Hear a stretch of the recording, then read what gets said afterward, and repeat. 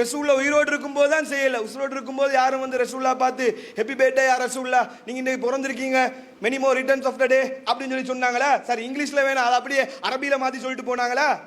ஒன்றுமே இல்லை. அப்போ ரசூல்லாவும் செய்யலை, சஹாபாக்களாவது செஞ்சிருக்கிறாங்களான்னு சொல்லி பார்த்தா அந்த மாதிரி செய்திகளும் இல்லை. ஹிஜ்ரி 350 செஞ்சதுக்கு பிறகு வந்த ஒரு யூதனால தான் இது என்ன செய்யப்பட்டிருக்குது, கண்டுபிடிக்கப்பட்டது. அவங்க தான் இந்த கல்ச்சரை வந்து உருவாக்கினாங்க. கேட்கிறேன், ரசூல்லா வந்து வருஷத்துக்கு ஒருக்க நினைவுபடுத்தப்படுற அளவுக்கு தான் ரசூல்லா இருக்கிறாங்களா? ரசூல்லாக்கு வருஷத்துக்கு ஒருக்க பர்த்டே கொண்டாடி ரசூல்லான்னு ஒருத்தர் இருந்தாங்க, இப்படி ஒருத்தர் வாழ்ந்தாங்க என்று சொல்ற விதத்துல முஸ்லீம்கள் ரசூல்லா மதிச்சிருக்கிறோமா? அல்லாஹ்வுடைய தூதரை பொறுத்த மட்டும் ஒவ்வொரு நாளும் ஒவ்வொரு மணித்தியாலமும் நாங்கள் நினைவுபடுத்தப்படக்கூடிய அளவுக்குள்ள ஒரு தலைவர். இதை சொல்லும் போது நம்மளை சொல்லுவாங்க யூத கைகூலிகள், யூதர்கள்ட்ட காசு வாங்கிட்டு பேசுறாங்க. ஆனா நாங்க என்ன சொல்றோம், அதுதான் யூத செயல், யூதனுடைய கலாச்சாரம், கிறிஸ்தவருடைய கலாச்சாரம். அப்ப நாங்க அவங்கள பார்த்து யூத கைகூலிய, யூதன்ட்ட காசு வாங்கிட்டு செய்யறேன்னு சொல்ல மாட்டோம். ஏன்னா நியாயமா தானே விமர்சிக்கிறதா இருந்தாலும் தவறுகளை சுட்டி காட்டும் போது நியாயமா சுட்டி காட்டணும், பொய்யாக அவதூறு சொல்லக்கூடாது. யாருமே அந்த அறிஞர்கள், மார்க் அறிஞர்கள், மௌலைமார்கள் சொல்லக்கூடிய யாருமே அவங்கள்ட்ட காசு வாங்கிட்டெல்லாம் செய்யல, மார்க்கம்னு தவறா நினைச்சுக்கிட்டு செய்யறாங்க. أعوذ بالله من الشيطان الرجيم بسم الله الرحمن الرحيم إن الحمد لله نحمده ونستعينه ونستغفره ونعوذ بالله من شرور أنفسنا ومن سيئات أعمالنا من يهده الله فلا مضل له ومن يضلله فلا هادي له وأشهد أن لا إله إلا الله وحده لا شريك له وأشهد أن محمدا عبده ورسوله أما بعد فقد قال الله تعالى في القرآن الكريم والفرقان المجيد يا أيها الذين آمنوا اتقوا الله حق تقاته ولا تموتن إلا وأنتم مسلمون وقال نبينا صلى الله عليه وسلم إن أصدق الحديث كتاب الله وأحسن الهدي هدي محمد وشر الأمور محدثاتها وكل محدثة بدعة وكل بدعة ضلالة وكل ضلالة في النار. புகழனைத்தும் ஏக வல்லவனாகிய அல்லாஹ் ஒருவனுக்கே. அல்லாஹ்வுடைய சாந்தியும் சமாதானமும் நம் உயிரை விட மேலாக மதிக்கக்கூடிய கண்மணி நாயகம் ஸல்லல்லாஹு அலைஹி வஸல்லம் அவர்கள் மீதும் அவர்களை பின்பற்றி வாழ்ந்த உத்தம சத்திய சஹாபாக்கள், சஹாபிய பெண்மணிகள், குறிப்பாக இங்கு இருக்கக்கூடிய நம் அனைவர் மீதும் என்றென்றும் நின்று நிலவட்டுமாக. அல்லாஹ்வுடைய மகத்தான கிருபையினால் அவனால் விதித்துள்ள ஜும்மா கடமையை இறை தூதர் காட்டி தந்த அடிப்படையில் மாத்திரமே நிறைவேற்ற வேண்டும் என்ற ஒரே நோக்கத்தோடு நாம் எல்லாம் இந்த இடத்திலே ஒன்று கூடியிருக்கிறோம். பேரன்புக்குரிய அல்லாஹ்வின் நல்லடியார்களே, நாம் எல்லாம் ரபியுல் அவ்வல் மாதத்தை அடைந்திருக்கிறோம். ரபியுல் அவ்வல் மாதம் என்று சொன்னாலேயே, இந்த மாதத்தினுடைய பெயர் மொழியப்பட்டாலேயே நம்ம முன்னாடி நினைவுக்கு வரக்கூடிய விஷயம் என்ன? ரபியுல் அவ்வல்னு சொன்னாலேயே ஃபர்ஸ்ட்டுக்கு எல்லாருக்குமே ஞாபகம் வரக்கூடியது ரபியுல் அவ்வல் பிறை 12. அது என்ன பிறை 12? ரபியுல் அவ்வல் மாதத்தில் பிறை 12ன்னா என்ன அப்படின்னு சொல்லி பார்த்தீங்கன்னா, ரபியுல் அவ்வல் மாதம் பிறை 12 தான் முகமது நபி ஸல்லல்லாஹு அலைஹி வஸல்லம் அவங்க பிறந்தாங்க. அதற்கு நிறைய இஸ்லாமிய கீதம் எல்லாம் படிப்பாங்க. ரபியுல் அவ்வல் பிறை 12 வந்து அல்லாஹ்வுடைய தூதர் பிறந்தாங்க, முகமது நபி பிறந்தாங்க என்ற கருத்தை சொல்லக்கூடிய ஏராளமான இஸ்லாமிய கீதங்கள் எல்லாம் நம்முடைய காதுகளில் விழுந்திருக்கும். அப்போ ரபியுல் அவ்வல் மாதம் வந்தாலேயே ரசூலுல்லாஹ் பிறந்த மாதம், அதுலேயும் குறிப்பாக ரபியுல் அவ்வல் பிறை 12 வந்தன்னு சொன்னால் அது ரசூலுல்லாஹ் பிறந்த நாள், ரசூலுல்லாஹ்வுடைய பர்த்டே என்று சொல்லி நம்முடைய சமுதாயத்தில் சில பழக்க வழக்கங்களை செய்து வருகிறார்கள். அதை நம்ம என்ன செய்யணும்? நீங்கள் பார்த்தீங்கன்னு சொன்னால் இப்போ ரபியுல் அவ்வல் மாதம் வந்தாலே நிறைய நீங்கள் சோசியல் மீடியாக்கள் எல்லாம் பார்க்கலாம். என்ன செய்கிறாங்க? இந்த ரபியுல் அவ்வல் பிறை 1 இருந்து 12 வரைக்கும் ஒவ்வொரு ஊர்லேயும் ஒவ்வொரு விதத்தில் ஒவ்வொரு மெத்தடில் செய்வாங்க. இந்த பகுதியில் பார்த்தீங்கன்னு சொன்னால் ரபியுல் அவ்வல் பிறை 1 இருந்து 12 வரைக்கும் சிறப்பு பயான் நிகழ்ச்சிகள் பள்ளிவாசல்ல சிறப்பு பயான் நிகழ்ச்சிகள் வச்சு அதை ஃபினிஷ் பண்ணுறதுக்கு ஃபைனல் டச்சப் என்ன பண்ணுவாங்கன்னு சொன்னால் ஒரு சாப்பாடு போட்டு அல்லது ஒரு கந்தூரி விழாவை நடத்தி என்ன செய்வாங்கன்னு சொன்னால் முடிப்பாங்க. இந்த பகுதிகளில் நடக்குது. சில பள்ளிவாசலில் பார்த்தீங்கன்னு சொன்னால் என்ன இமேஜ் எல்லாம் பார்க்க கிடைத்தது. 12 நாட்களுக்கும் ஸ்பெஷலான ஆட்கள் அழைப்பிச்சு சிறப்புமிக்க ஃபேமஸான பேச்சாளர்கள் எல்லாம் அழைச்சி வச்சு என்ன செய்வாங்கன்னு சொன்னால் சிறப்பு பயான் நிகழ்ச்சிகள் நடந்து கொண்டிருக்கும். சில பகுதிகளில் பார்த்தீங்கன்னு சொன்னால் இந்த மாதத்தில் அதிகமாக மௌலூது ஓதி, குறிப்பாக சுபஹான மௌலூதுன்னு சொல்லக்கூடிய மௌலூதை ஓதி அதில் என்ன ரசூலுல்லாவை புகழ்கிறோம், அல்லாஹ்வுடைய தூதரை புகழ்கிறோம் என்ற பேரில் மௌலூது ஓதி ரபீல் அவ்வல் பிறை 12 வந்தவுடன் என்ன செய்வாங்க, கந்தூரி கொடுப்பாங்க. கந்தூரி விழாக்கள் நடக்கும். சில பகுதிகளில் பார்த்தீங்கன்னு சொன்னால் அது காரசாரமாக நம்ம ரொம்ப ஸ்ட்ராங்காக நடக்கக்கூடிய நிலையை பார்க்குறோம். சில பகுதிகளில் அதிலிருந்து கொஞ்சம் விதிவிலக்காக என்ன செய்வாங்கன்னு சொன்னால் அந்த நாளில் மௌலூதுன்னு சொல்லி ஒன்று ஓதாமல் பள்ளிவாசல் என்ன செய்வாங்கன்னு சொன்னால் நாங்கள் சாப்பாடு கொடுக்குறோம், சும்மா சாப்பாடு கொடுக்குறோம், அது சும்மா தான் நாங்கள் கொடுக்குறோம் என்ற பேரில் என்ன செய்வாங்கன்னு சொன்னால் இந்த ரபியுல் அவ்வல் மாதம் வந்தன்னு சொன்னாலேயே முழுக்க முழுக்க சாப்பாட்டுக்குரிய மாதமாக சாப்பிட்ற மாதமாக இருக்கக்கூடிய ஒரு நிலையை பார்க்குறோம். அப்போ உண்மையிலேயே ரபியுல் அவ்வல் மாதத்தில் அல்லாஹ்வுடைய தூதர் பிறந்திருக்கிறாங்கன்னு சொன்னால் அதை பற்றி மார்க்க நமக்கு என்ன சொல்லுது? ரபீல் அவ்வல் பிறை 12 ரசூல்லா பிறந்தாங்களா இல்லையா அதை நான் தெளிவுபடுத்துகிறேன். அதுக்கு முன்னாடி இப்படி ஒரு நிகழ்வு இருக்கிற பட்சத்தில் மார்க்க ரீதியாக நமக்கு மார்க்கம் சொன்ன நிலைப்பாடு என்ன, நம்ம என்ன செய்யணும், அந்த நாட்களில் நம்ம என்ன செய்ய, ஏதாச்சும் ஸ்பெஷலாக இந்த மாதிரி மௌலூத் ஓதுறதுக்கோ அல்லது சிறப்பான செயல்கள் செய்வதற்கு மார்க்க ரீதியாக ஏதாவது ஆதாரங்கள் இருக்கிறதா என்பதை நாம் என்ன செய்யணும், தேடி பார்க்க வேண்டும். இந்த எந்த ஒரு காரியமாக இருந்தாலும் மார்க்கத்தில் இருந்தேன்னு சொன்னால் யார் எதிர்த்தாலும் யார் விமர்சித்தாலும் அந்த செயலை நம்ம செய்துதான் ஆக வேண்டும். அப்போ அல்லாஹ்வுடைய தூதர் பிறந்திருக்கிறாங்கன்னு சொன்னால் அதை முன்னிட்டு நம்ம என்ன செய்யணும் என்று மார்க்கம் சொல்லி தந்திருக்குமா இல்லையா? இந்த மார்க்கத்தை பொறுத்த மட்டும் ரசூலுல்லாஹ் சொல்றாங்க, அல்லாஹ்வே திருமறை குர்ஆன்ல சொல்லி காட்டுகிறான். ஹஜ்ஜத்துல் விதால அருளப்பட்ட திருமறை வசனம், அல் யௌம அக்மல்து லக்கும் தீனக்கும், இன்றைய தினம் இந்த மார்க்கத்தை நான் முழுமைப்படுத்தி விட்டேன். அல் யௌம அக்மல்து லக்கும் தீனக்கும் வ அத்மம்து அலைக்கும் நிஅமதி, என்னுடைய நியமத்தை பரிபூர்ணப்படுத்தி விட்டேன். வரதீது லக்கும் இஸ்லாம தீனா, இஸ்லாத்தை மார்க்கமாக அங்கீகரித்து விட்டேன் என்று அல்லாஹ் சொல்லி காட்டுகிறான். அப்ப இந்த இஸ்லாமிய மார்க்கம் என்பது கம்ப்ளீட் பண்ணப்பட்ட ஒரு மார்க்கம், முழுமைப்படுத்தப்பட்ட ஒரு மார்க்கம். இந்த மார்க்கத்தில் ரசூல்லா சொல்லி தராம எதையுமே நமக்கு விட்டுட்டு போகல. ரசூல்லா ஹஜ்ஜத்துல் வதால அல்லது ஹஜ்ஜத்துல் விதால தெளிவாகவே மக்கள் சொல்றாங்க, ஹல் பல்லக்து, மக்களே நான் உங்களுக்கு முழுமையாக எத்தி வைத்து விட்டேனா, இந்த மார்க்கத்தை கம்ப்ளீட்டா சொல்லிட்டேனா என்று கேட்கும்போது சஹாபாக்கள் சொல்றாங்க, ஆமா யா ரசூலுல்லாஹ். அல்லாஹ்வுடைய தூதர் சொல்றாங்க, அல்லாஹும்ம இஷ்ஹத், அல்லாஹ்வே நீ சாட்சியாளன் என்று சொல்லி 3 தடவை சொல்றாங்க. அப்ப இந்த மார்க்கம் என்பது முழுமைப்படுத்தப்பட்ட மார்க்கம். எந்த ஒரு விஷயத்தை நன்மையாக இருந்தாலும் நம்மை மறுமையில சொர்க்கத்துக்கிட்டு செல்லக்கூடிய காரியமாக இருந்தாலும் அல்லாஹ்வும் அல்லாஹ்வுடைய தூதரும் நமக்கு தெளிவுபடுத்திருப்பாங்க. தெளிவுபடுத்தாம எதையுமே விட்டுட்டு போகல. ரசூலுல்லாஹ் என்ன சொல்றாங்க, உங்களை வெள்ளை வெளேர் என்ற மார்க்கத்தில் விட்டு செல்கிறேன். லைலுஹா கனஹாரிஹா, அதனுடைய இரவு கூட பகல் போன்றது.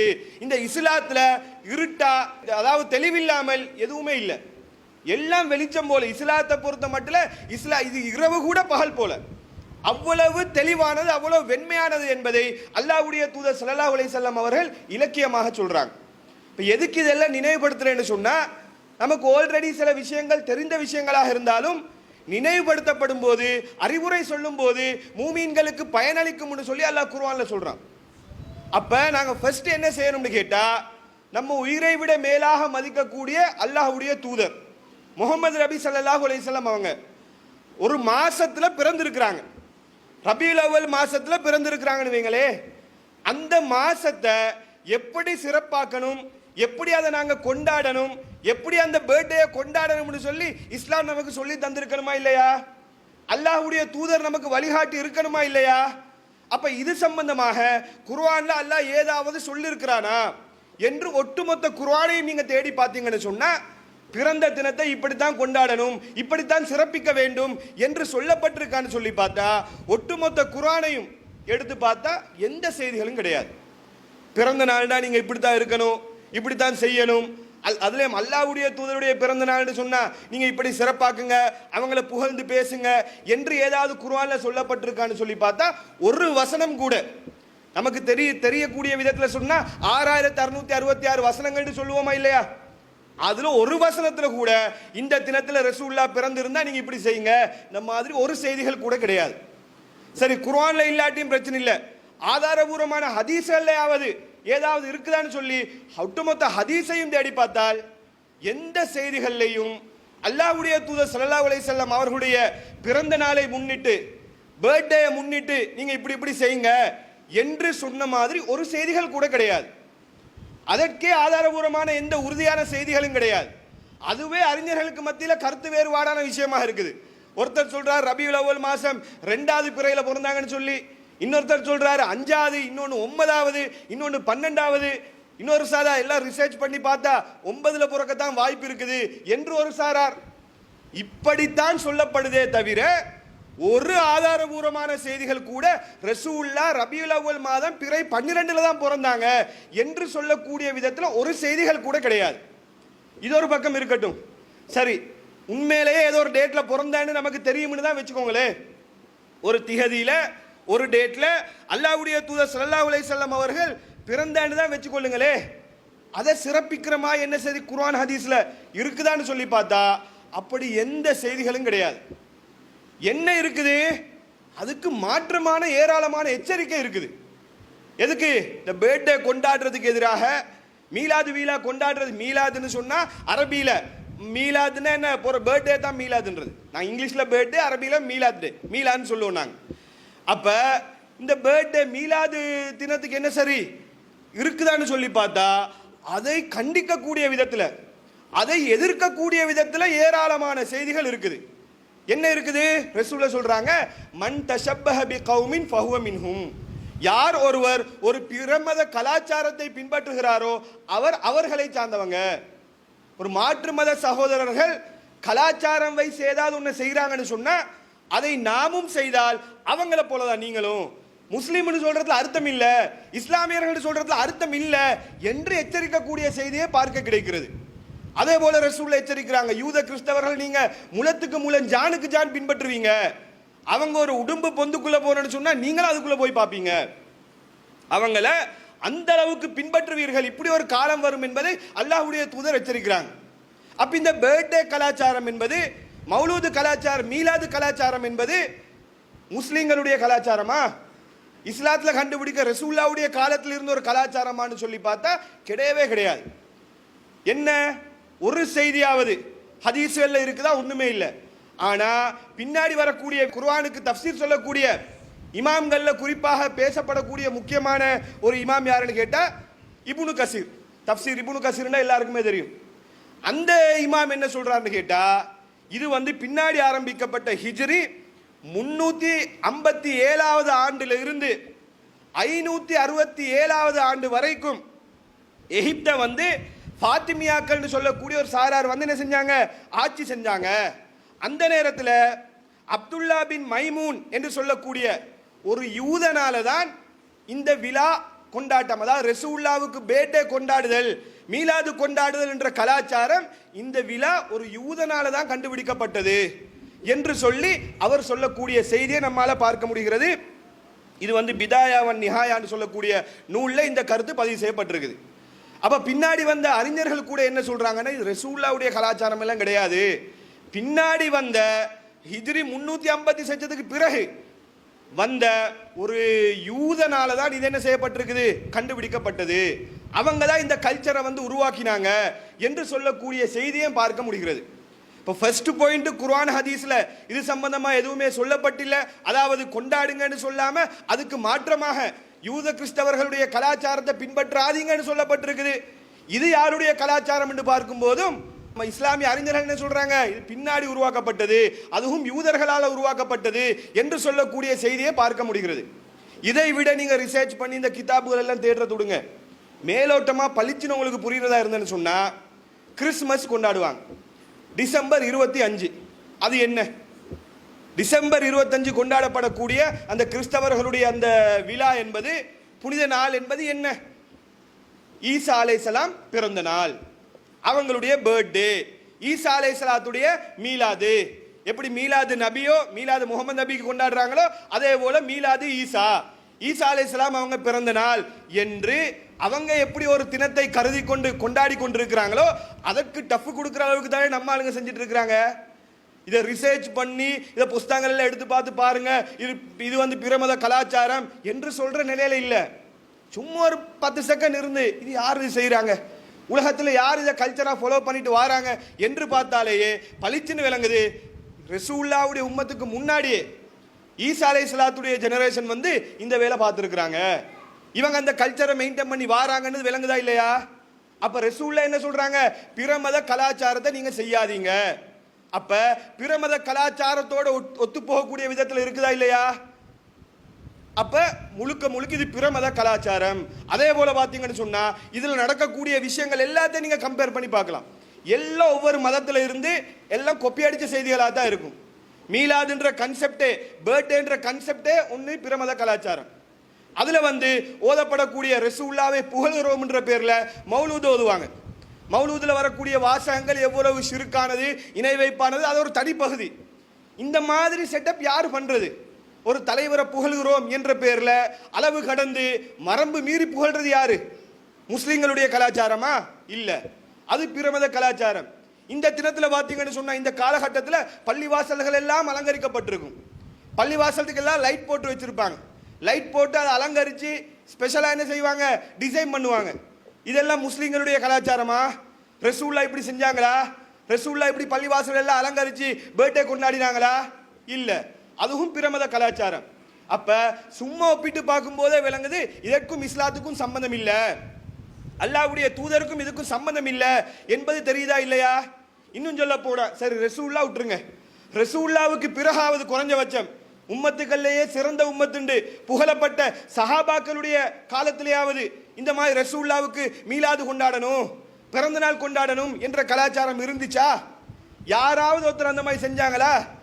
ரசூலுல்லாஹ் உயிரோடு இருக்கும்போது தான் செய்யலை. உயிரோடு இருக்கும்போது யாரும் வந்து ரசூலுல்லாஹ் பார்த்து ஹெப்பி பர்த்டே யா ரசூலுல்லாஹ், நீங்கள் இன்னைக்கு பிறந்திருக்கீங்க, many more returns of the day அப்படின்னு சொல்லி சொன்னாங்களா? சரி, இங்கிலீஷில் வேணாம், அதை அப்படியே அரபியில் மாற்றி சொல்லிட்டு போனாங்களா? ஒன்றுமே இல்லை. அப்ப ரசூலுல்லாஹ்வும் செய்யலை, சஹாபாக்களாவது செஞ்சிருக்கிறாங்களான்னு சொல்லி பார்த்தா அந்த மாதிரி செய்திகளும் இல்லை. ஹதீஸ்ல நான் சொன்னேனா இல்லையா? ஒட்டுமொத்த ஹதீஸ் கிதாபுகளை தேடி பார்க்கும்போது ஆச்சரியமாக ஒரே ஒரு செய்தி கிடைக்குது. என்ன?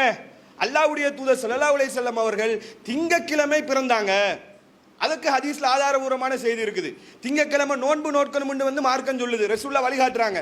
அந்த நோன்பை பற்றி சொல்லும் போது ரசூலுல்லாஹ் சொல்றாங்க, இந்த தினத்தில் தான், திங்கக்கிழமை தான் நான் பிறந்தேன், திங்கக்கிழமை தான் எனக்கு நபித்துவம் கிடைத்தது, நுபுவத்து ரசூலுல்லாஹ்வுக்கு இஸ்லாம் கிடைச்சதே, ரசூலுல்லாஹ் நபியாக தேர்வு செய்யப்பட்டாங்களே, அது எப்பன்னு கேட்டா இதை திங்கக்கிழமை தான். எனவே அந்த திங்கக்கிழமை நோன்பு பிடிக்கிறதுக்கு ரசூலுல்லாஹ் வழிகாட்டினாங்க. ரசூலுல்லாஹ்வுடைய பர்த்டேன்ற ஸ்டைல்ல என்ன சரி செய்திகள் இருக்குதான்னு சொல்லி பார்த்தா தேடினா இப்படி ஒரு செய்தி மட்டும்தான் இருக்குது. திங்கக்கிழமை ரசூலுல்லாஹ் பிறந்தாங்க, அது வந்து திங்கக்கிழமை வந்து இந்த டேட்ல தான், இத்தனாவது பிறைதான், அப்படி எந்த செய்திகளும் கிடையாது. அந்த பிறந்த தினமாக சொல்லக்கூடிய அந்த திங்கக்கிழமையில ரசூலுல்லாஹ் என்ன செய்ய சொன்னாங்க? எல்லாருமா என்ன பத்தி புகழ்ந்து கந்தூரியாக்கி நல்லா வயிறு முட்டை தின்னுங்கன்னு சொன்னாங்க, நோன்பு பிடிங்கன்னாங்க. ஒரு விதத்துல மேக்சிமம் செய்யறதா இருந்தா என்ன செய்யணும்? ரசூலுல்லாஹ் பிறந்த நாள் நாங்க இன்னைக்கு எல்லாரும் நோன்பு பிடிக்கிறோம் என்று செஞ்சால் கூட அது ஒரு பகுதி, அதுவும் பிதஅத்து தான். ரசூலுல்லாஹ் வந்து வருஷத்துக்கு ஒருக்க அப்படி ஒரு நோன்பு பிடிங்கன்னு சொல்லல, ஒவ்வொரு கிழமையும் தான் பிடிக்க சொல்றாங்க. கேட்கிறேன், குறைஞ்ச வச்சு இப்படி செஞ்சாவது ஏதோ ஒரு விதத்துல சரி ஒரு செய்தியை தவறா புரிஞ்சு கொண்டாங்கன்னு கூட சொல்லிட்டு போகலாம். இது புரிஞ்சு கொள்றதுக்கு ஒரு செய்தியே கிடையாது. இந்த செய்தியிலிருந்து நாங்கள் தவறா புரிஞ்சு கொண்டோம் என்று சொல்றதுக்கு ஒரு பொய்யான செய்திகள் கூட ஒண்ணுமே இல்லை. அப்ப இது விளங்குதா எங்கிருந்து வந்திருக்குது? யூதர்களுடைய கலாச்சாரத்திலிருந்து, கிறிஸ்தவர்களுடைய கலாச்சாரத்திலிருந்து இஸ்லாத்துக்குள்ள சொருகப்பட்டதுதான் இந்த மீலாத் கலாச்சாரம் என்பதை நாம் என்ன செய்யணும்? தெளிவாக புரிந்து கொள்ளணும். அதே போல பாத்தீங்கன்னு சொன்னா இதை வந்து இந்த மீலாது இருக்குதா இல்லையா, இது வந்து சஹாபாக்களும் கொண்டாடலன்றதை நம்ம பார்த்தோம். அதுலேயும் குறிப்பாக ஒரு கட்டத்தில் ரசூலுல்லாஹ்வுடைய பிறந்த மாதத்தை அல்லது பிறந்த நாளை சிறப்பிச்சு அது ஒரு பேசு பொருளாக நினைவுபடுத்தப்படுற அளவுக்கு ஒரு விஷயமாக இருந்தேன்னு சொன்னால் எப்போ செஞ்சிருப்பாங்க தெரியுமா? ஹிஜ்ரி ஆண்டு முஸ்லீம்களுடைய கேலண்டர் எந்த அடிப்படையில் தேர்வு செய்கிறது என்ற சர்ச்சை வருது. எதை அடிப்படையாக வச்சு நாங்கள் என்ன செய்வோம்? கேலண்டர் ஒவ்வொருத்தருக்கு இப்போ நம்ம ஜனவரி, பிப்ரவரி, மார்ச் இதெல்லாம் வந்து கிறிஸ்தவ மெத்தடை அடிப்படையாக கொண்டு போகிறது. இது வந்து முஸ்லீம்களுக்குன்னு நாங்கள் ஒரு மெத்தடை வைக்கணும் என்று பின்னாடி சஹாபாக்கள் காலத்தில் ஒரு தேவை வருது. அப்போ எதை அடிப்படையாக வச்சு நாங்கள் மாதத்தை முடிவு பண்ணுறது? இப்போ நாங்கள் 2024ன்றது கிறிஸ்தவம் கிபி, கிறிஸ்து பிறந்ததுக்கு பின், அதாவது ஏசுநாதர் பிறந்ததுக்கு பின். இப்போ 2024 ஏசுநாதர் பிறந்து 2024 வருடங்கள் தாண்டி விட்டது என்று அர்த்தம். அப்போ முஸ்லீம்கள் எதை அடிப்படையாக வச்சு செய்கிறது? அவங்க ஏசுநாதரை பிறந்ததை வச்சு செஞ்சாங்க. அப்போ நாங்கள் எதை அடிப்படையாக வச்சு செய்கிறது? நியாயப்படி பார்த்தா என்ன செய்யணும்? அவங்க வந்து அந்த செய்கிற மாதிரி நாங்கள் வந்து ரசூல்லா பிறந்து இத்தனை வருஷம் ஆச்சுன்ற கன்செப்ட் இல்லையா வரணும்? சஹாபாக்கள் அதை இல்லையா அடிப்படையாக வைக்கணும்? அதை அடிப்படையாக வைக்கவே இல்லை. எதை வைக்கிறாங்க? ஹிஜ்ரி அடிப்படையாக வைப்போம். ஹிஜ்ரின்னு சொன்னால் ரசூல்லா மக்கால் இருந்து மதீனாவுக்கு துரத்தப்பட்டு இஸ்லாத்துக்காக வேண்டி தியாகம் செஞ்சு போனாங்களே, ஹிஜ்ரத்து, அதை அடிப்படையாக வச்சு பேசும். ஹிஜ்ரி 1, ஹிஜ்ரி 2ன்னா என்ன? ஹிஜ்ரி 1024 அப்படின்னு அர்த்தம் என்னன்னு கேட்டால், ஹிஜ்ரத் செஞ்சு 1024 வருடங்கள் தாண்டி விட்டது அப்படின்னு சொல்லி அர்த்தம். இப்போ உண்மையிலேயே ரசூல்லா ஒரு பிறந்த நாளை சிறப்பித்து செய்கிறதா இருந்தேன்னு சொன்னால் ஹிஜ்ரி கேலண்டர் செலக்ட் பண்ணும்போதே சஹாபாக்கள் அதை வச்சிருப்பாங்க. அதை கூட வைக்கல. அதிலிருந்து என்ன விளங்குது? பிறப்புல வந்து பேசப்படுற அளவுக்கு ஒரு மெட்டரே கிடையாது. பிறப்புல ஏதாவது சிறப்பு இருக்குதா? நாங்களா செலக்ட் பண்ணி செய்கிற ஒரு விஷயமா பிறப்பு? நாங்கள் இந்த மாதம் இந்த டேட்டில் தான் பிறக்கணும் நாங்களா விரும்பி பிறக்கிறதா? அதில் என்ன சரி எங்களுடைய தியாகங்கள் என்ன சரி இருக்குதா? இல்லை. தியாகம்னு சொன்னால் ஹிஜ்ரத் செஞ்சது தியாகம், நாங்களாக செய்கிறது இஸ்லாத்துக்காக தியாகம், இது பேசலாம். ஒன்றுமே இல்லாமல் பிறந்ததை சிறப்பாக கொண்டாடுற அளவுக்கு ஒரு மெட்ரோனே கிடையாது. இன்னும் சொல்ல போனால் அல்லாஹ்வுடைய தூதர் பிறக்கும் போதே நபி அல்ல. அதை நல்லா ஞாபகம் வச்சுக்கொள்ளுங்க. ரசூல்லா பிறக்கும் போதே நான் நபின்னு சொல்லி ரசூல்லா பிறந்தாங்களா? அப்படி பிறக்கல. ரசூல்லா பிறக்கும் போது என்ன சரி ஈசா அலைஹிஸ்ஸலாம் பேசுன மாதிரி ரசூல்லா பேசினாங்களா? அப்படியும் இல்லை. அப்போ ரசூல்லாவுடைய பிறந்த நாளை நோட் பண்ணி வச்சுக்கொள்கிற அளவுக்கு ஒரு சப்ஜெக்ட் அந்த காலத்தில் தேவை இருக்கவே இல்லை. ரசூல்லா பெருத்து 40 வருஷம் ஆனதுக்கு பின்னாடி தான் நபியாகவே மாறுறாங்க. அதற்கு பிறகுதான் ரசூல்லாவுடைய வாழ்க்கை அணு அணுவாக கவனிக்கப்பட்டது, பதிவு செய்யப்பட்டது. அதுக்கு முன்னாடி உள்ள ஹிஸ்டரி அந்த அளவுக்கு பியூரா எல்லாத்தையும் பதிவு பண்ணணும்ன்ற தேவை இருக்கல்ல. ஏன்னா சாதாரண ஒரு மனிதராக இருந்தவங்க. அப்ப இந்த ஒரு அடிப்படையும் என்ன செய்யணும்? புரிந்து கொள்ள வேண்டும். அப்ப ஏன் நாங்கள் இதை கொண்டாடுறோம் என்று இதை கொண்டாடக்கூடிய மக்கள்கிட்ட கேட்டா என்ன சொல்லுவாங்க? நாங்கள் ரசூல்லாவை நினைவுபடுத்துறோம். ரசூல்லாவை நினைவுபடுத்துறதுக்காக வேண்டித்தான் நாங்கள் என்ன செய்கிறோம், இதை வந்து நாங்கள் செய்கிறோம் என்று சொல்லக்கூடிய ஆன்சர் பண்ணுவாங்க, ஒரு பதிலை சொல்லுவாங்க. நான் கேட்குறேன், ரசூல்லா வந்து வருஷத்துக்கு ஒருக்க நினைவுபடுத்தப்படுற அளவுக்கு தான் ரசூல்லா இருக்கிறாங்களா? அப்படிப்பட்ட ஒரு தலைவரை தான் நாங்கள் பின்பற்றி கொண்டிருக்கிறோமா? ரசூல்லாவுக்கு வருஷத்துக்கு ஒருக்க பர்த்டே கொண்டாடி ரசூல்லான்னு ஒருத்தர் இருந்தாங்க, இப்படி ஒருத்தர் வாழ்ந்தாங்க என்று சொல்கிற விதத்தை தான் முஸ்லீம்கள் ரசூல்லா மதிச்சிருக்கிறோமா? ரசூலுல்லா அப்படி யாராவது நினச்சி வச்சு இது என்ன நினைக்கிறாங்கன்னு சொன்னால், மற்ற தலைவர்களை போல இன்னைக்கு இந்த சுற்றிக்கிட்டு இருப்பாங்க அரசியல் தலைவர்மார்கள், அந்த மாதிரி ஒரு நாளை கூப்பிட்டு வச்சு ஃபிக்ஸ் பண்ணி வச்சுக்கிட்டு அவங்கள வந்து புகழ்ந்தேன்னு சொன்னால் இது வந்து எப்படி சந்தோஷம் அடைவாங்களோ அந்த மாதிரி ரசூல்லாம் அப்படி சந்தோஷம் அடைகிறாங்கன்னு நினச்சிக்கிட்டு இருக்கிறாங்க. அல்லாஹ்வுடைய தூதரை பொறுத்த மட்டும் ஒவ்வொரு நாளும் ஒவ்வொரு மணித்தியாலமும் நாங்கள் நினைவுபடுத்தப்படக்கூடிய அளவுக்குள்ள ஒரு தலைவர். ரசூல்லா வாழ்க்கையில் மறக்கவே மாட்டாங்க. அப்படி நீங்கள் மறந்தால் கூட அடுத்தவங்க உங்களை மறக்க விட மாட்டாங்க. என்ன செய்வாங்க? குறைஞ்சபட்சம் பள்ளியில் பாங்கு சொல்லியாவது ரசூலுல்லாவுடைய பேரை யாவப்படுத்திக்கிட்டு தான் இருப்பாங்க. அஷ்ஹது அன்ன முஹம்மது ரசூலுல்லா சொல்லிட்டே இருப்பாங்க. அதையும் மீறி போனா குறைஞ்சபட்சம் நீங்க பாங்கு சத்தம் தான் உங்களுக்கு கேட்கலையா, தொழுகைக்கு போய் உட்கார்ந்து அத்தஹியா தோதும் போது அப்பே ரசூலுல்லாவை யாவப்படுத்துவோம். அல்லாஹும்ம ஸல்லி அலா முஹம்மதின், ரசூலுல்லாஹ்க்கு ஸலவாத் சொல்லுவோம். வாலா ஆலி முஹம்மத், ரசூலுல்லாவுடைய குடும்பத்துக்கு ஸலவாத் சொல்லுவோம். இப்படி அல்லாஹ்வுடைய தூதரை பற்றி பேசப்படாத நாட்களே கிடையாது. எதை எடுத்தாலும் ரசூல்லா யாவும் வராமல் ஒரு முஸ்லீம் இருக்க முடியாது. என்ன நினைக்கிறாங்கன்னா, என்னமோ மறந்து போன ஒரு தலைவரை ஒரு நாளை ஃபிக்ஸ் பண்ணி அவங்கள பற்றி பேசணும்ன்ற மாதிரி நினைக்கிறாங்க. நான் கேட்குறேன், ஒவ்வொரு ஜும்மாலையும் ரசூலுல்லாவுடைய வார்த்தை பேர் சொல்லப்படாத ஒரு ஜும்மா இருக்குமா?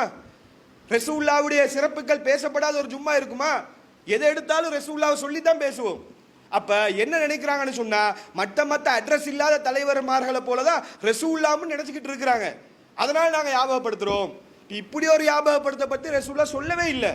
இன்னும் சொல்ல போனா அடுத்த கட்டம், ஏன்பா இப்படி செய்றீங்கன்னு சொல்லி கேட்கும்போது இவங்க சொல்லக்கூடிய வாதங்கள் இதுதான். நீங்க ஒண்ணுமே இல்லை, இந்த மாதிரி இந்த ரபியுல் அவ்வல் மாசத்துல கந்தூரினோ அல்லது ஸ்பெஷலா மீலாதோ பர்த்டே கொண்டாடுறாங்களோ போய் கேளுங்க, ஏன்பா இதை செய்றீங்க? ஒன்று நாங்கள் ஞாபகப்படுத்துறோம்னு வாங்க. அது இது. அடுத்து என்ன செய்வாங்க?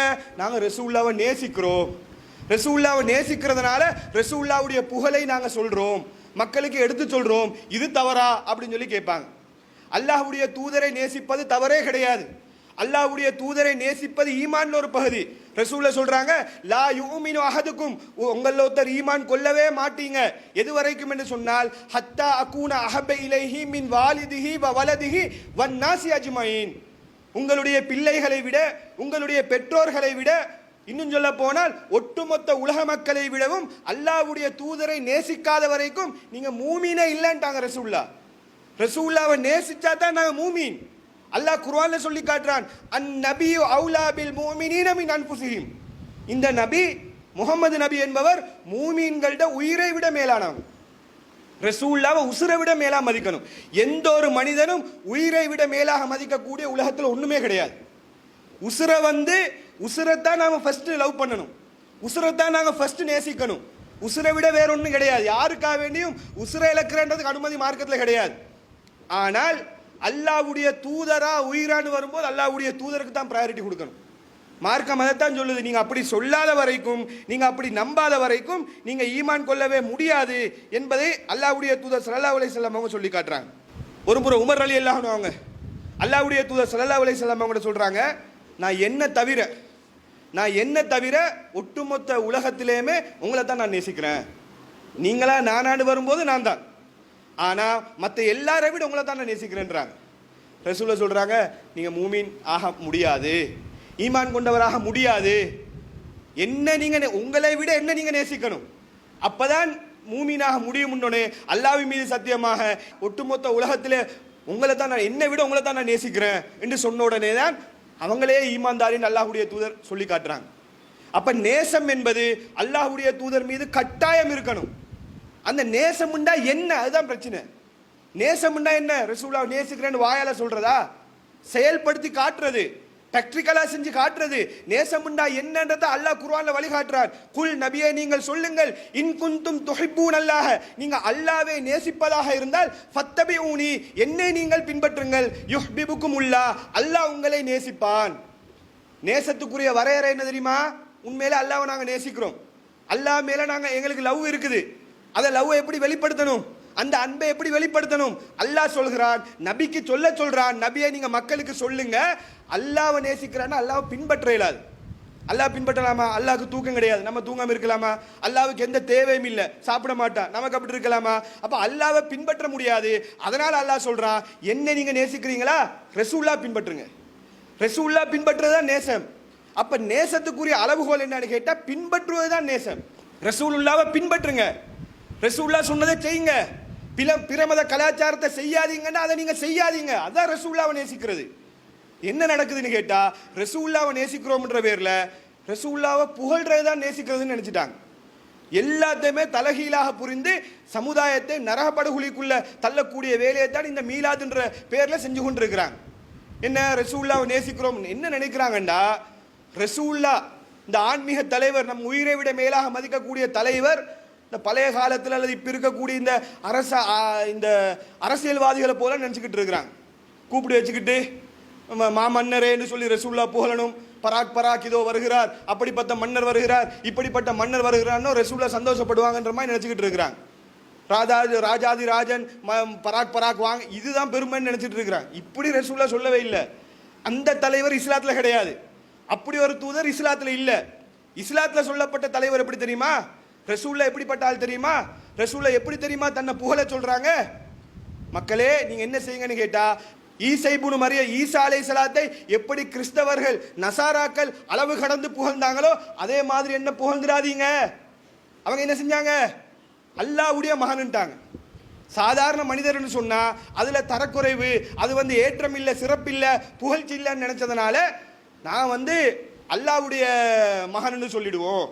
அப்ப என்ன நினைக்கிறாங்கன்னு சொன்னா, இந்த மாதிரி என்ன செய்யணும், நம்ம ரசூலுல்லாஹ் சொல்றாங்க அப்படி புகழாதீங்க. ஈசா அலைஹிஸ்ஸலாத்தை எப்படி அந்த மக்கள் அளவு கடந்து புகழ்ந்து கடவுள் அந்தஸ்துல கொண்டு போய் வச்சாங்களோ அந்த மாதிரி வைக்காதீங்க. என்னை புகழணும் என்று சொன்னா அப்துல்லா கூலு அப்துல்லா, அல்லாஹ்வுடைய அடிமைன்னு சொல்லுங்க. அல்லாஹ்வுடைய அடிமைன்னு சொல்றதுதான் புகழ்ச்சி. ரசூலுல்லாஹ் அல்லாஹ்வுடைய தூதர்னு சொல்லுங்க. ஒரு மனிதரை அல்லாஹ்வுடைய தூதர் என்று சொல்வதை விடவா சிறப்பு? அல்லாஹ்வுடைய தூதர், அல்லாஹ்வோட உரையாடக்கூடிய ஒரு நபர் என்று சொல்வதை விட சிறப்பு வேற என்ன இருக்குது? உலகத்தில் யாருக்காலும் அந்த சிறப்பு இருக்குமா? நபிமாருக்கு தான் இருக்க போகுது. அப்ப அல்லாஹ்வுடைய தூதர் சொல்றாங்க, என்ன அப்துல்லான்னு சொல்லுங்க, அல்லாஹ்வுடைய அடிமைன்னு சொல்லுங்க. நான் அடிமை தான், தூதர்ன்றதுனால அடிமைன்ற அந்தஸ்தை தாண்டி போக மாட்டேன். அல்லாஹ்வுடைய இடத்துல என்ன கொண்டு போய் வைக்காதீங்க, அல்லாஹ்வுடைய தூதர்னு சொல்லுங்க. இன்றைக்கு ரசூல்லா புகழ்ற மக்கள், ரசூல்லா புகழ்கிறோம் இன்னைக்கு மௌலூதுகள் ஓதுறாங்களா, இதைத்தான் செய்றாங்களா? என்ன சொல்றாங்க? அந்த கஃபாருல் ஹதாயா, நீங்க தான் பாவத்தை மன்னிக்க கூடியவர். மௌலூதுல வரக்கூடிய வரிகள், நீங்க தான் எங்களுடைய கஷ்டத்தை நீக்கக்கூடியவர், நீங்க தான் எங்களுக்கு ரிஸ்க் இந்த மாதிரி வார்த்தைக்கு வார்த்தை என்ன, ரசூல்லாவை புகழ்றோம் என்ற பேர்ல நோய் நிவாரணம் தரக்கூடியவர் என்றெல்லாம் புகழ்கிறார்களே, இது ரசூல்லா சொன்ன அந்த எச்சரிக்கைக்கு உட்படுதா இல்லையா? அளவு கடந்து புகழாதீங்க. ஈசா அலைஹிஸ்ஸலாத்தை எப்படி கடவுள் அந்தஸ்துல வச்சாங்களோ அதே மாதிரி கடவுள் அந்தஸ்துக்கு கொண்டு போற கேட்டகரியா இல்லையா? பாவத்தை மன்னிப்பவன் அல்லாஹ், நோய் நிவாரணம் தரக்கூடியவன் அல்லாஹ், அல்லாஹ்வுடைய இடத்துல ரசூல்லா கொண்டு போய் வைக்கிறாங்க. ரசூலுல்லா அல்லாஹ்வுடைய தூதரானாலும் இறைவனுடைய அந்தஸ்துக்கு போகவே மாட்டாங்க. அவங்களும் மனிதர், அடிமை. நாங்க எப்படி அடிமை அதே மாதிரி அல்லாஹ்வுக்கு அடிமை. அது போக எக்ஸ்ட்ரா சிறப்புன்னு கேட்டா தூதர். இதை மறந்துடாதீங்கன்னு சொல்லக்கூடிய மார்க்கம் தான் இஸ்லாம். அப்ப அல்லாஹ்வுடைய தூதரை புகழ்வதாக இருந்தால் வரம்பு மீறி புகழாமல் என்ன சொல்லணும்? அல்லாஹ்வுடைய தூதர். அதைத்தான் நாங்க இன்றைக்கு செஞ்சுக்கிட்டு இருக்கிறோம். அல்லாஹ்வுடைய தூதருக்கு இறை அந்தஸ்தை கொடுக்காதீங்க, ஆனா உசுரை விட மேலா மதிப்போம். ரசூலுல்லாவுடைய நடைமுறை, ரசூலுல்லாவுடைய சுன்னத்துன்னு சொன்னா உசுரை கொடுத்து நாங்க பின்பற்றுவோம். யாருக்கும் அதை விட்டு கொடுக்க மாட்டோம். ஒட்டுமொத்த ஊரே வந்து எவன் வந்து நம்மளை விமர்சிச்சாலும் எப்படி நம்மை திட்டினாலும் செய்யறது தான் செய்வோம். சின்ன ஒரு விஷயமா அத்தையாத்துல விரலா சேர்க்கிறன்ற சாதாரண ஒரு விஷயம் மக்களுடைய பார்வையில, எங்களுக்கு அது விட மாட்டோம். ரசூலுல்லாஹ் செஞ்சது ஆதாரபூர்வமான செய்தி, விட மாட்டோம். சின்ன விஷயமா இருந்தாலும் விட்டு கொடுக்க மாட்டோம். ரசூலுல்லாஹ் எதை தடுத்தாங்களோ அதை விட்டு விலகி இருப்போம். அப்ப இதுதான் ரசூலுல்லாவை சிறப்பிக்கிறது, ரசூலுல்லாவை புகழ்வது. இதைத்தான் நம்ம செய்யணுமே தவிர ரசூலுல்லாஹ் புகழ்றோம்னு வருஷத்துல ஒரு நாளை வச்சுக்கிட்டு அவங்களோட பொக்கெட்டுக்கு வருமானத்தை தேடக்கூடிய செயல் அல்ல. மௌலூதெல்லாம் வந்து ஃப்ரீயா ஓதுவாங்களான்னு சொல்லி பார்த்தா அதெல்லாம் செய்ய மாட்டாங்க. அது ஓதினா அதுக்கு வேற அமௌண்ட். இது விளங்குதா இல்லையா?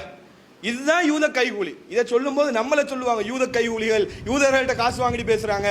அட நாங்க என்ன சொல்றோம்? அதுதான் யூத செயல், யூதருடைய கலாச்சாரம், கிறிஸ்தவருடைய கலாச்சாரம்.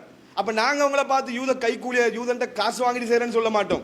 ஏன்னா நியாயமா தானே விமர்சிக்கிறதா இருந்தாலும் தவறுகளை சுட்டி காட்டும் போது நியாயமா சுட்டி காட்டணும். பொய்யாக அவதூறு சொல்லக்கூடாது. யாருமே அந்த அறிஞர்கள், மார்க் அறிஞர்கள், மௌலைமார்கள் சொல்லக்கூடிய யாருமே அவங்கள்ட்ட காசு வாங்கிட்டு எல்லாம் செய்யல. மார்க்கம்னு தவறா நினைச்சுக்கிட்டு செய்யறாங்க.